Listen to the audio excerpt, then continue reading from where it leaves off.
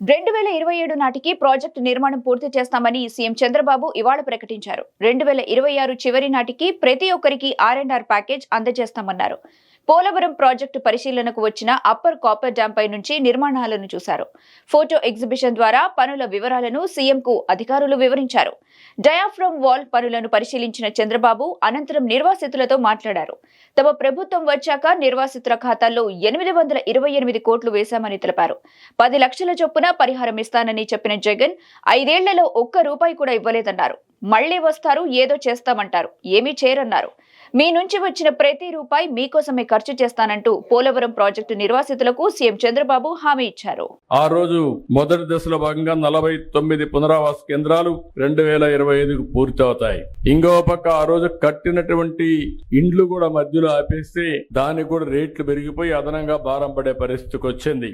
ఏదేమైనా 49 గ్రామాలు ఉన్నాయి, 17,717 పీడిఎఫ్లు ఉన్నాయి. ఇవన్నీ కూడా ఎంత తొందరగా వీలైతే అంత తొందరగా చేయడానికి ముందుకు పోతాం.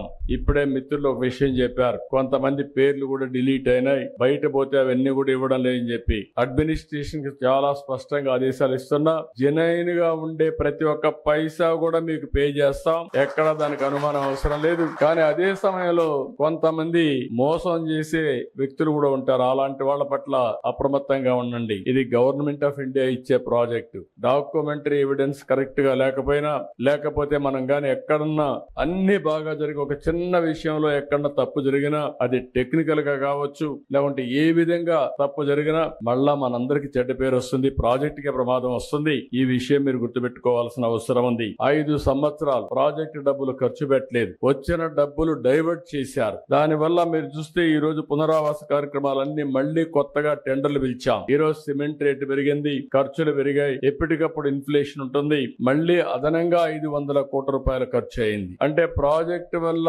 సకాలంలో పూర్తి అయి ఉంటే మీరు కూడా జీవితాల్లో సెటిల్ అయ్యేవారు. ఈ నీళ్లు గానుంటే వ్యవసాయం బాగా జరిగేది, అదనపు ఆయకట్టు వచ్చేది, ఆదాయం పెరిగేది. ఇంకొక పక్కన హైడల్ ప్రాజెక్ట్ మీరు చూస్తే పవర్ జనరేషన్ కోసం పెట్టింది, బాగా లేట్ అయింది కాబట్టి దగ్గర 2,500 కోట్ల రూపాయలు ప్రభుత్వానికి వచ్చే ఆదాయం పోయింది. ఇంకొక పక్క అదనపు భారం పడే పరిస్థితికి వచ్చింది. ఇలాంటి చాలా సమస్యలు వచ్చాయి. ఏదేమైనా ఒకటే హామీ ఇస్తున్నా, 2027కి పునరావాసం పూర్తి చేయాలని ఒక సంకల్పంతో ముందుకు పోతున్నాం. కానీ వీలైతే ప్రాజెక్ట్ నీళ్లు వదిలిపెట్టే ముందే మీ అందరికీ పునరావాసం ఇచ్చి తర్వాత ప్రాజెక్ట్ నీళ్లు వదిలిపెడతామని చెప్పి కూడా నేను మీకు తెలియజేస్తున్నా. అందుకనే ఒక టార్గెట్ పెట్టుకొని 2027 డిసెంబర్కి ప్రాజెక్టు పూర్తి అయ్యుంటే 2026 డిసెంబర్కి మీ అందరికీ పునరావాసం కల్పించే కార్యక్రమానికి శ్రీకారం చుట్టమని ఆఫీసర్లందరినీ కోరుతున్నా. వాళ్ళకి కావాల్సిన స్టాఫ్ ఇస్తాం, మనుషులు ఇస్తాం. కలెక్టర్స్ ఇక్కడే ఉన్నారు, సెక్రటరీ గారు ఇక్కడే ఉన్నారు. వారికి ఒకటే ఆదేశాలు ఇస్తున్నా, ఎక్కడ కూడా ఒక్క వ్యక్తి కూడా మిస్ కావడానికి వీలు లేదు. రెండోది, ఎక్కడ ఒక్క రూపాయి కూడా దుర్వినియోగం కావడానికి వీలు లేదు. ఎవరైనా సరే పైరవికారులు గాని దళారులు గాని ఎలాంటి వ్యక్తులు కూడా ఇక్కడ ప్రమేయం లేకుండా చేసే బాధ్యత మీది. ఇంకొక విషయం కూడా మీరు గుర్తుపెట్టుకోవాల్సింది, వీళ్ళందరికీ పునరావాసం కల్పించిన తర్వాత కూడా మనకు ఒక బాధ్యత ఉంది. వీళ్ళొక పోలవరం ప్రాజెక్ట్ ఆంధ్రప్రదేశ్ రాష్ట్రానికి జీవనాడి.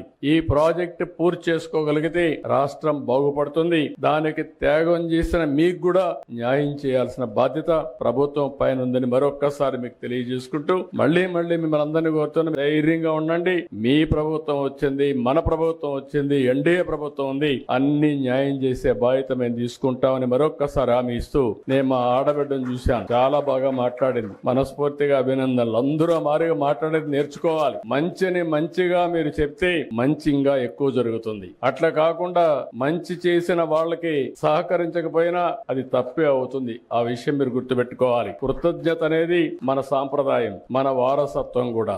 ఈ రోజు మీరు చూస్తే ఏ ప్రభుత్వం కూడా 5 ఏళ్లు పరిపాలించిన ప్రభుత్వం ఒక పైసా ఇవ్వకపోతే వచ్చిన 9 నెలల్లో ప్రాజెక్టు కట్టడమే కాదు, పునరావాసం చేయాలి, బాధితులను ఆదుకోవాలని 828.25 కోట్లు ఎక్కడ ఒక్క పైసా అవినీతి లేకుండా, దళారీ వ్యవస్థ లేకుండా మీ అకౌంట్ లో డబ్బులు వేసిన ప్రభుత్వం ఈ ప్రభుత్వం అని చెప్పి నేను మీకు తెలియజేస్తున్నా.